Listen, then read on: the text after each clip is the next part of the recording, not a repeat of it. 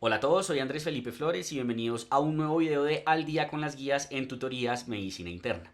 El día de hoy vamos a estar haciendo un resumen ejecutivo de lo que deben saber de la nueva guía de fibrilación auricular de la Sociedad Europea de Cardiología. Si quieren tener un video completo a mucho más detalle de la guía, ya lo encuentran publicado en el canal. Recuerden que si quieren apoyar este tipo de contenido, pueden suscribirse, dejar un like y darle a la campanita. Los invito a seguirme en mi Instagram personal, @andresf.med, por donde estoy compartiendo con ustedes muchísimo contenido académico. Además, recuerden que si les interesa aprender con nosotros de manera certificada y ya con diplomados y cursos organizados, lo pueden hacer a través de la plataforma de Medi. En ella van a encontrar una gran variedad de cursos y diplomados realizados por Santiago, mi persona y por otros profesores, en donde van a encontrar la misma calidad académica que tenemos acá o incluso mejor, ya que tenemos otras actividades como por ejemplo actividades interactivas, preguntas dinámicas, exámenes, entre otras. Además de claramente tener una certificación tanto nacional como internacional por completar los cursos y diplomados con el respaldo de sociedades científicas de prestigio. Si esto llega a ser de su interés, en la descripción les dejo toda la oferta académica que tenemos para ustedes. Ahí encontrarán varios cursos que son míos, como por ejemplo el diplomado de antibiograma, electrocardiograma, gases arteriales, medicina interna, líquidos y electrolitos, entre otros. No siendo más, vamos adelante con el video. Empecemos mencionando los cambios principales que tenemos en la guía. Lo primero es que el modelo pasa de ser ABC a AF Care, en donde el Care va a ser lo que nos determina el manejo porque ese es el acrónimo. Lo hacen de esa manera porque es más integral, ya que incluyen la E de estar evaluando todo el tiempo y cambian la C al inicio de las comorbilidades porque pues digamos que tiene más lógica temporal hacerlo de esa forma. Incluye algo de nueva evidencia de manejos en control de ritmo como vamos a ver ahorita. Lo otro es que cambian la forma en la cual determinamos el riesgo embólico. Ya no utilizamos el famoso CHATS-BASC, sino que vamos a quitar ese SC y lo vamos a dejar solo como CHATS-BA, ya que eliminar el sexo favorece, digamos, como la aplicabilidad en la práctica médica y tiene el mismo grado de evidencia, por eso utilizamos ese. Esos son los dos cambios principales realmente de esta nueva guía. ¿Qué podemos decir entonces de la fibrilación auricular? Es la arritmia crónica más común a nivel mundial. Para 2019 es casi 60 millones de personas afectadas y el problema es que su incidencia viene en aumento. ¿Por qué? Porque nos estamos envejeciendo y porque cada vez tenemos mayor detección de las arritmias, por ejemplo por dispositivos como los smartwatch, ¿cierto? Genera diversas complicaciones como falla cardíaca, eventos tromboembólicos, demencia, cardiopatía isquémica y de ahí la importancia de reconocerla y de tratarla. Fíjense cómo duplica el riesgo de mortalidad cardiovascular y mortalidad por cualquier causa. Y en general, cuando uno mira por qué el paciente tiene fibrilación auricular, va a ser por la suma de muchos factores de riesgo. Básicamente todo lo que sea enfermedad cardiovascular, malos hábitos de vida, etcétera, van a ser factores de riesgo para la fibrilación auricular. Hay algunas definiciones importantes que tenemos que tener en mente de la fibrilación auricular. Lo primero es la FA clínica o la fibrilación auricular como tal. La definimos como cuando vemos una fibrilación auricular en un electrocardiograma de 12 derivaciones completo o por periodos de 30 segundos o más en un dispositivo electrocardiográfico. ¿Listo? Hay lo que se llama la FA subclínica, que es aquella que la detectan los dispositivos no basados en electrocardiograma o que duran menos de 30 segundos, que se conocen como episodios de frecuencia atrial elevada. Esta es importante sobre todo porque todavía estamos estudiando qué hacer con ellos, cómo tratarlos, ¿listo? Porque la fibrilación auricular como tal, la definición operativa es la de arriba, ¿listo? Burden de FA es como la carga de fibrilación auricular y es que tanto tiempo el paciente pasa en fibrilación auricular. FA de reciente comienzo es la FA que en general es menor a 12 meses y eso va a ser importante sobre todo para el manejo como vamos a ver más adelante. Y la FA inducida por un desencadenante va a ser cuando yo tengo fibrilación auricular por algo que yo logro identificar. Un paciente séptico que me hace FA en la UCI, un paciente en un posoperatorio de cirugía cardíaca, por ejemplo. Entonces, la fibrilación auricular genera diversos síntomas. ¿Cuál es el problema? Que si bien 90% de los pacientes presenta síntomas, lo más común es que sean los no específicos, es decir, no van a ser las palpitaciones, no va a ser el dolor torácico, sino que va a ser disnea, fatiga, depresión, alteración del sueño. Entonces, por eso no es tan fácil diagnosticarla, entendiendo que las mujeres son más sintomáticas. Como dijimos, ¿cuál es el problema de la FA? Todos los eventos adversos que genera, que no son solo las complicaciones cardíacas y embólicas, sino que también tenemos acá, por ejemplo, depresión, muerte, mala calidad de vida, demencia, entre otras. Y eso claramente impacta en términos de gasto y en morbimortalidad. ¿Listo? Debido a que no es tan fácil identificarla, se ha determinado o se ha estudiado si sirve o no tamizar a los pacientes. ¿Y qué sabemos? ¿Qué sí deberíamos nosotros hacer? Si hay alguna sospecha de que un paciente tenga fibrilación auricular, se debe confirmar con un electrocardiograma de 12 derivaciones. y a todos los pacientes mayores a 65 años, cuando los tenemos nosotros como profesionales de salud en nuestras manos, debemos auscultarlos y debemos palparles el pulso para ver que no estén arrítmicos. Ya una estrategia como tal, digamos como poblacional de pacientes, por ejemplo, mayores de 65 años con riesgo o mayores de 75 años, a todos tamizarlos con electro, es algo que no tiene evidencia de costo efectividad, por lo cual si bien lo dejan como sugerencia, recomendación 2A, todavía no hay suficiente evidencia para decir si es costo efectivo hacerlo, como no sé, por ejemplo, el cáncer de colon o cosas por el estilo. ¿Listo? Si yo estoy entonces ya diagnosticando la fibrilación auricular, la voy a diagnosticar mediante un electrocardiograma. Y lo que yo voy a ver en el electrocardiograma es esto: ausencia de onda P, es decir, voy a ver un montón de ruido, que son las F minúsculas, con RR irregular. Eso es lo que voy a ver en la fibrilación auricular. Y para yo confirmar el diagnóstico, voy a tener que encontrarla o en un electro de 12 variaciones completo, que van a ser los 10 segundos, o en 30 segundos en otro dispositivo basado en electrocardiograma. Una vez yo diagnostico entonces mi fibrilación auricular, a todos los pacientes les voy a hacer una muy buena historia clínica para ver factores de riesgo y comorbilidades, el electro, voy a evaluar los síntomas y su capacidad funcional, voy a evaluar los outcomes reportados por el paciente, a todos les voy a hacer hemograma, función hepática, función renal, electrolitos, perfil glicémico y función tiroidea, súper importante, función tiroidea y un ecocardiograma transtorácico, a todos los pacientes. ¿Listo? Y a los pacientes seleccionados pues voy a evaluar más cosas. Si creo que puede tener falla cardíaca, NT-proBNP. Si creo que puede tener demencia, pues una imagen del cerebro. Y así sucesivamente. Una vez yo ya la diagnostico, lo que sigue es clasificarla. ¿Listo? Y existen varias formas de clasificarla. Una de ellas es por temporalidad. Podemos tener FA recién diagnosticada, que es la primera vez que la encontramos. FA paroxística, que es aquella que dura menos de 7 días. Es decir, puede presentarse varias veces, pero siempre dura menos de 7 días. FA persistente, que es aquella que dura más de 7 días, y algunos incluyen FA persistente de larga duración, que es aquella que dura más de 12 meses. Entonces, si dura entre 7 días y 12 meses, va a ser persistente, y más de 12 meses ya va a ser como tal persistente de larga duración. ¿Listo?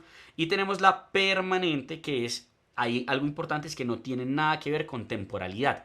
Va a ser aquella FA en la cual el médico y el paciente acuerdan que ya no van a buscar una estrategia de control de ritmo, ya no van a buscar volver a ritmo sinusal. El paciente se va a quedar en un ritmo pues de fibrilación auricular, ¿cierto?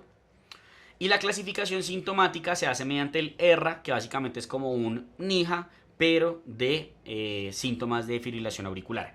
¿Esto sirve para algo en cuanto a toma de decisiones? La respuesta es no. Sirve para saber si el paciente ha mejorado sintomáticamente, que eso me puede definir si de pronto aumento o no el manejo. Pero que entrar yo a hacer esta clasificación me vaya a definir algo, no tanto. ¿Listo? Y ya después yo sí aplico el modelo AF-CARE, que C es de comorbilidades, A es de anticoagulación, R es de reducir síntomas y E es de evaluación dinámica. Entonces, ¿qué vamos a incluir en la C de comorbilidades? Básicamente, coger al paciente, listo, y valorar sus comorbilidades cardiovasculares. Manejarle bien la hipertensión con una meta de 120, 130, 70, 80, prefiriendo IECA hora 2. Manejarle muy bien la falla cardíaca, entendiendo que la afección es bidireccional. Si la FA está mal controlada, se descontrola la falla. Y si la falla está descontrolada, se descontrola la FA. ¿Listo?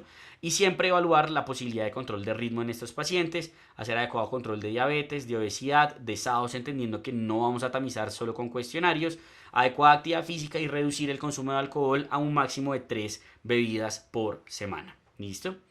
Ya en cuanto a la A de anticoagulación, lo primero es determinar el riesgo de stroke o de ACV. Y como dijimos, el cambio aquí importante es que vamos a utilizar CHADS-BA, no CHADS-VASc. Recordemos que el CHADS-BA es un acrónimo en donde tenemos falla cardíaca, hipertensión, edad mayor a 75 años que suma 2, diabetes, antecedente de ACV que también suma 2, enfermedad vascular y edad de 65 a 75. ¿Cuándo yo voy a anticoagular? Si mi paciente tiene 2 puntos o más, pues definitivamente voy a recomendar la anticoagulación. Si solo tiene un punto, la voy a considerar, que en general va a ser anticoagúlelo a menos de que tenga un riesgo de sangrado elevado o evalúe otros factores de riesgo de embolismo. Por ejemplo, tiene, no sé, enfermedad renal crónica, cáncer, algo por el estilo, pues anticoagúlelo. ¿Listo? Y en los pacientes que tengan cardiomiopatía hipertrófica, amiloidosis cardíaca y algo importante acá, estenosis mitral moderada a severa o una válvula mecánica, a todos los vamos a anticoagular cuando tienen FA independiente del CHADS-BA. ¿Listo?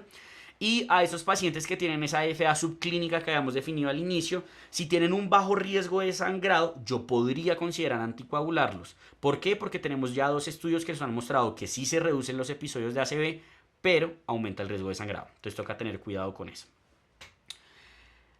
Una vez yo defino que voy a anticoagular a mi paciente, pues tengo la opción de DOACs o warfarina. El mensaje más importante es DOACs es la medicación preferida porque son no inferiores o superiores a la warfarina y tienen menos sangrado intracraneal. Entonces, siempre que yo pueda, debo poner a mi paciente en DOAC. ¿Cuándo no voy a poner? Básicamente en válvulas mecánicas, estenosis mitral moderada severa u otras condiciones que contraindiquen los DOACs. Como por ejemplo, tasa de filtración por debajo de 15. Como por ejemplo, cirrosis child C. Como por ejemplo, embarazo, que aquí tampoco voy a poder utilizar warfarina. Como por ejemplo, algunos tipos de cáncer y así sucesivamente. ¿Listo? Si yo utilizo warfarina, el INR meta, aquí es súper importante, SAF. El INR meta va a ser de 2 a 3, voy a buscar un TTR mayor a 70% y recordar que en mitral mecánica el INR se sube de 2.5 a 3.5. Y algo importante, si yo tengo un paciente en warfa y no tiene contraindicación para DOAC, lo cambio. ¿Listo? Salvo que tenga más de 75 años y esté muy bien con la warfa. Y siempre pues evaluar el riesgo de sangrado, entendiendo que no existe una escala con la cual yo lo pueda evaluar y lo que yo tengo que hacer es ver qué factores de riesgo puedo modificar. Pero nunca por un riesgo de sangrado voy a contraindicar la anticoagulación. ¿Listo? Ahí están las dosis, muy importante recordar que las dosis son estas, 5 cada 12, 150 cada 12, 60 una vez al día y 20 una vez al día, y que solo voy a reducir cuando el paciente tenga criterios. Por ejemplo, a Pixa 2.5 cada 12 solo lo voy a reducir cuando hayan 2 de las siguientes 3, más de 80 años, peso menor a 60 kilos o una creatinina mayor a 1.5. Súper importante, no reducir porque sí, solo voy a reducir cuando se cumplan las condiciones que están aquí estipuladas. Súper importante. Y lo otro es que no hay dosis de carga, como si lo hay en enfermedad tromboembólica venosa, que en Apixa uno pone 10 cada 12, 7 días, y luego pasa a 5 cada 12, aquí no, 5 cada 12. ¿Listo? Y si mi paciente llega a sangrar, lo importante que yo tengo que hacer es, pues, evaluar si puedo hacer una compresión del sangrado, determinar cuándo fue la última vez que se tomó el anticoagulante y evaluar el estado hemodinámico de mi paciente. Si mi paciente tiene un sangrado menor, en general lo que yo voy a hacer es suspender temporalmente la anticoagulación, ver que todo está bien y luego reiniciarla. Si mi paciente tiene un sangrado que es mayor, sea porque amenaza la vida o porque es en un sitio crítico, en general lo que yo voy a hacer es detener la anticoagulación y evaluar si debo revertir. Si mi paciente se tomó la anticoagulación en las últimas 24 horas, voy a revertirlo. En el caso de los DOACs, con antídotos específicos o con complejo protrombínico, y en el caso de la vitamina K, con vitamina K endovenosa, complejo protrombínico o plasma fresco normal.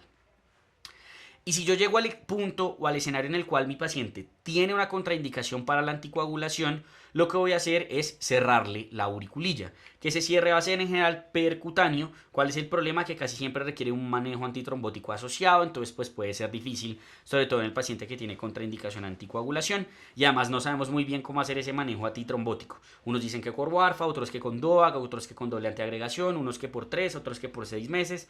Pero bueno, digamos que lo importante es que requiere un manejo antitrombótico. Y la otra opción es el cierre quirúrgico de la auriculilla, no percutáneo, sino quirúrgico, que en general algo importante es que lo voy a considerar en los pacientes con contraindicación a la anticoagulación, ¿cierto? Pero también lo voy a considerar, o más bien lo voy a indicar sí o sí, en los pacientes que se van a someter a cirugía cardíaca en adición a la anticoagulación, porque eso ha demostrado que reduce el riesgo de ACV en los pacientes, y también debería considerar hacerlo en los pacientes que van a ser llevados a una ablación endoscópica o híbrida.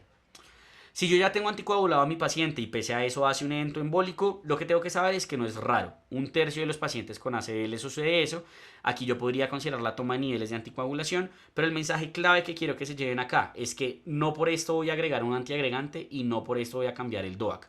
Voy a ver qué pasó. ¿Será que mi paciente no se lo estaba tomando bien, que tenía mala adherencia, que tiene un factor de riesgo adicional modificable que no le hemos manejado, que tiene un foramen oval permeable y le manejo eso? Pero nunca la respuesta va a ser adicionar un antiagregante o cambiar el anticoagulante. ¿Listo? Ahora pasamos a la R, ¿listo? Y para la R lo que tenemos que saber es que yo puedo hacer control de ritmo o control de frecuencia. ¿Qué quiere decir control de ritmo? Devolver el paciente a sinusal, y eso lo puedo hacer con medicamentos, ablación o con cardioversión eléctrica. Y control de frecuencia lo que quiere decir es que voy a dejar al paciente en ritmo de FA, pero lo voy a mantener con una frecuencia cardíaca menor a 110 latidos por minuto y esto lo puedo hacer primero con medicamentos y en última medida con ablación del nodo. Súper importante, no son excluyentes. De hecho, casi siempre que yo voy a hacer control de ritmo, empiezo con control de frecuencia. Y algo que me parece que es un pero a criticarle a la guía es que no nos dejan recomendaciones de cómo elegir. Y el problema aquí, ¿cuál es? En general, digamos que si uno compara control de ritmo versus control de frecuencia, la respuesta es que dan lo mismo, ¿listo? Pero hay algunos estudios que les voy a mostrar ahorita que muestran que quizá hay algunas poblaciones en las cuales el control de ritmo es mejor y también ya sabemos nosotros por experiencia, por estudios y demás, que hay ciertas poblaciones que el control de ritmo no les va a funcionar. Pacientes muy ancianos, pacientes que llevan más de un año de FA, pacientes que tienen mucha triopatía, que tienen esas aurículas súper dilatadas. Pues en general ahí mejor no intenten control de ritmo y quédese con control de frecuencia. ¿Listo? Entonces, ¿cómo voy a aplicar esto? ¿Sí? ¿Cómo voy a aplicar esto? Si mi paciente me llega con una fibrilación auricular aguda, o sea, me llega al hospital y tiene una FA de nuevo, lo primero que voy a ver es si está estable o no hemodinámicamente. Y eso lo voy a evaluar mediante 5 preguntas que determina el ACLS, que son hipotensión, síntomas de falla cardíaca, dolor torácico anginoso, signos de hipoperfusión o alteración en el estado de la conciencia. Si el paciente tiene alguna de esas, está inestable hemodinámicamente, hago cardioversión eléctrica de urgencia y luego miro cómo manejo todo lo demás. Si no es así, lo que voy a hacer es establecer el AF curve, siempre determinando la anticoagulación. Después de anticoagularlo, le inicio estrategia de control de frecuencia y después evalúo si lo voy a llevar a cardioversión. Si lo voy a llevar a cardioversión, es muy importante que el paciente esté anticoagulado como mínimo por 3 semanas o más. Y si yo no puedo esperar estas 3 semanas, hago una aproximación mediante un eco transesofágico para descartar trombos. Y si descarto los trombos, ahí sí lo puedo cardiovertir. ¿Listo? Ahora, si mi paciente tiene una FA paroxística, lo que yo voy a hacer es el AF Care, como lo mencionamos, le voy a iniciar la anticoagulación, voy a empezar estrategia de control de frecuencia, siempre que tiene FDI menor al 40%, la respuesta beta bloqueador, si tiene mayor a 40%, puede ser beta bloqueador o calcio antagonistas, como segunda línea de digoxina y como tercera línea amiodarona, que puedo combinar. Y voy a determinar si quiero o no seguir una estrategia de control de ritmo. Si la quiero seguir, si mi paciente tiene FDI menor al 40%, la respuesta es amiodarona. Si tiene corazón normal, puedo utilizar los demás. Y si pese a eso mi paciente sigue sintomático, puedo considerar ablación por catéter. ¿Listo? Y también, si mi paciente, yo no me fui por estrategia de control de ritmo, sino que me fui por estrategia de control de frecuencia y ya estoy en triple terapia y no he logrado nada, puedo considerar también hacerle una ablación del nodo auriculoventricular. ¿Listo? Si la FA ya es persistente, pues básicamente el algoritmo va a ser muy semejante, control de frecuencia, beta bloqueador, luego digoxina, luego amiodarona, determino si el paciente es candidato a estrategia de control de ritmo y si sí, pues lo hago y si no, y si pese a la estrategia de control de ritmo no lo ha logrado, puedo hacer ablación por catéter o siempre si me fui por estrategia de control de frecuencia, puedo hacer ablación del nodo AB, que es básicamente lo que estamos viendo acá, que es el paciente en FA permanente, en el cual yo ya no voy a perseguir una estrategia de control de ritmo, voy a utilizar beta bloqueador, si con eso no funciona le pongo la digoxina, si con eso no funciona le pongo la amiodarona, y si con eso no funciona puedo considerar ablación del nodo auriculoventricular. Y siempre recordar la anticoagulación, como les había dicho. Si yo voy a cardiovertir a un paciente, yo lo voy a retornar a sinusal, salvo que esté inestable hemodinámicamente en donde no me puedo esperar, ese paciente tiene que estar anticoagulado por un mínimo de 3 semanas. Si el paciente no cumple ese requisito, yo debo anticoagularlo 3 semanas y luego cardiovertirlo. Pero si por alguna razón el paciente no puede esperar a la cardioversión, ahí mi siguiente pregunta es, ¿la FA lleva menos de 24 horas? Si lleva menos de 24 horas, cardioviértalo. ¿Listo? Pero si lleva más de 24 horas, hágale una guía por eco transesofágico. Le hace el transesofágico, no tiene trombo, lo cardiovierte. Tiene trombo, le toca esperar 4 semanas de anticoagulación y luego si cardiovertirlo después de un segundo ecocardiograma. Y algo súper importante es que yo siempre que hago lo cardiovierto, mi paciente tiene que estar anticoagulado por un mínimo de 4 semanas, independiente del CHADS-VA. Ya de ahí en adelante sí va a depender del CHADS-VA. Si le hago una ablación híbrida, van a ser 2 meses de anticoagulación y si le hago ablación por catéter, van a ser 4 semanas de anticoagulación. Como yo les dije, la guía no nos deja muy claro cómo preferir ritmo o frecuencia, pero sí hay 2 poblaciones donde definitivamente debemos preferir ritmo. El IST-AFNet es un estudio que nos mostró que en los pacientes que tienen FA de reciente comienzo, es decir, de menos de 12 meses de duración, yo debería preferir control de ritmo porque reduce eventos cardiovasculares. Y el CASL-AF nos mostró que en pacientes con FEBI menor al 40%, cuando yo les hago, ojo, aquí no es cualquier control de ritmo, es ablación por catéter, también tienen beneficio cardiovascular. Entonces, esas son las dos poblaciones en donde yo diría sí o sí prefieran estrategia de control de ritmo. Y llegamos a la E. La E es de evaluación dinámica y revaloración. Básicamente es todo el tiempo estar evaluando el riesgo de trombosis, el riesgo de sangrado, las comorbilidades de mi paciente para hacer un adecuado manejo de las mismas y siempre considerar repetir un ecocardiograma. En cuanto a poblaciones especiales, pues no traje todas las que dice la guía en este resumen ejecutivo, para eso está el video completo. Tenemos enfermedad coronaria que afecta al 2 al 23% de los pacientes con síndrome coronario agudo y de por sí tener un evento coronario agudo aumenta hasta en un 77% el riesgo de FA. El mensaje a saber acá es que si yo a ese paciente le hice una intervención coronaria percutánea, le voy a dejar triple terapia por una semana y luego le voy a dejar con clopidogrel más el DOAC. ¿Listo? Y al año lo dejo solo con el DOAC. ¿Listo? Si por el contrario mi paciente no lo sometí a una intervención coronaria percutánea y tiene una enfermedad coronaria estable, yo puedo dejarlo solo con el anticoagulante y listo. No tengo que estarle poniendo antiagregante. Si tengo una FA desencadenada o una FA posoperatoria, salvo que sea desencadenada, por ejemplo, por un corazón festivo, paciente joven con consumo de sustancias psicoactivas, esos pacientes yo los manejo como FA. Es decir, de ahí en adelante tienen diagnóstico de FA, si tienen indicación de CHAS-VAL los anticoagulo crónicamente y demás. ¿Listo? Si tengo un paciente con enfermedad arterial periférica, el manejo solo es con anticoagulación. No tengo que antiagregarlo, salvo que lo revascularice. Ahí sí requiere doble terapia. Si tengo un paciente con ACV isquémico, la duda siempre es cuando reinicio la anticoagulación. El mensaje es que siempre prefieran reinicio temprano a tardío. Ya hay estudios de 4 a 7 días en lugar de esos 14 días que esperábamos antes, con seguridad. Entonces siempre básense pues en un equipo multidisciplinario, pero inicien más temprano que tarde. En ACV hemorrágico siempre es reiniciar bajo junta. El tiempo mínimo de espera casi siempre son 8 semanas. En embarazo, pues solo se puede anticoagular con heparina bajo peso molecular y prefieran control de ritmo a control de frecuencia. En el ESUS, que es el paciente que hace una ACV y no tengo ni idea de dónde salió, pero parece embólico, siempre buscar FA exhaustivamente, pero solo anticoagulen si la documentan. Si no documentan la FA, nunca anticoagulen porque ya tenemos estudios en estos pacientes que esa conducta es perjudicial, aumenta el riesgo de sangrado y no previene ACVs. En cardiopatías congénitas, anticoagular independiente del CHAS-VA a los pacientes con reparo intracardíaco, cardiopatía cianosante, Fontan o ventrículo derecho sistémico. En endocrinopatías, recordar que hipertiroidismo es lo más común, pero hay otras, acromegalia, hiperparatiroidismo, entre otras. Y el flúter, recuerden que siempre que se pueda se maneja con ablación y la anticoagulación se maneja exactamente igual a la fibrilación auricular. Y este sería el resumen. Diagnostico a mi paciente con fibrilación auricular, lo clasifico, le inicio manejo de comorbilidades, le determino el CHAS-VA e inicio el manejo con la anticoagulación, evalúo riesgo de sangrado y se los mejoro, determino si voy a hacer una estrategia de control de ritmo o de frecuencia, si está inestable, cardioversión eléctrica inmediata, si tiene una falla cardíaca con FEBI reducida o una FA de reciente diagnóstico, preferir control de ritmo, de resto pues decidir cuál de los dos va a escoger y siempre estar reevaluando a su paciente. Con esto terminaríamos entonces este video del resumen ejecutivo de la guía de fibrilación auricular. Espero que les haya gustado. Cualquier duda que tengan déjenla en los comentarios, trataré de responderla lo más pronto posible. Y nada, recuerden que tenemos un montón de oferta académica disponible para ustedes en Medi, que les dejé en la descripción. Y si quieren seguir aprendiendo con nosotros, lo pueden hacer con el video que está en sus pantallas.